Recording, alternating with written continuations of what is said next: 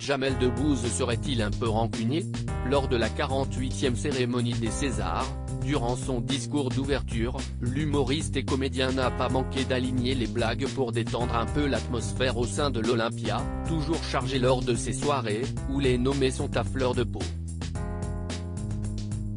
Après être revenu notamment sur les raisons qui ont poussé l'Académie et Canal+ à choisir une présentation collégiale, le papa de Léon et Lila a voulu rappeler la force de la magie du cinéma en saluant les œuvres et les artistes qui ont obtenu le plus de nominations cette année, toujours avec un trait d'humour.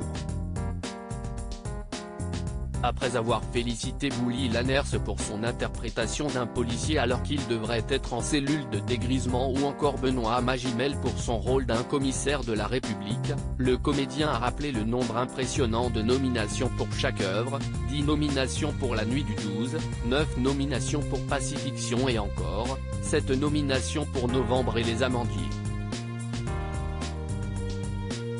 Mais pour finir cette belle liste, Jamel Debbouze n'a pas pu s'empêcher de lancer une petite pique, sous couvert d'humour, et surtout un grand bravo à James Woods pour ses 0 nominations pour le nouveau jouet, ça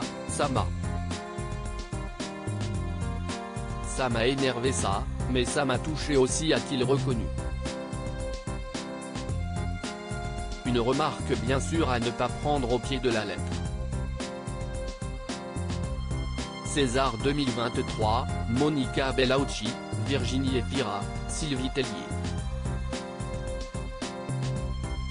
Les plus beaux looks de la 48e cérémonie César 2023, cette star qui n'a jamais été nommée pour cette récompense. Si Jamel Debbouze se moque de son absence aux nominations au César de cette année, il n'est pas le seul à ne pas avoir eu ce plaisir. Il y a quelques jours, ce jeudi 16 février, dans les colonnes de Paris Match, c'est Audrey Fleurot qui revenait sur son absence de cette grande cérémonie.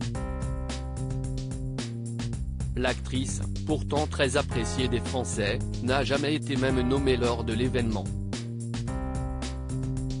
Je n'ai jamais eu de rôle césarisable.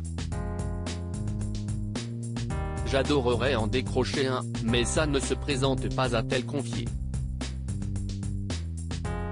La comédienne regrette également que les comédies ne soient pas plus prises en compte dans ce genre de cérémonie. Quand elles sont réussies, les comédies mériteraient d'être saluées.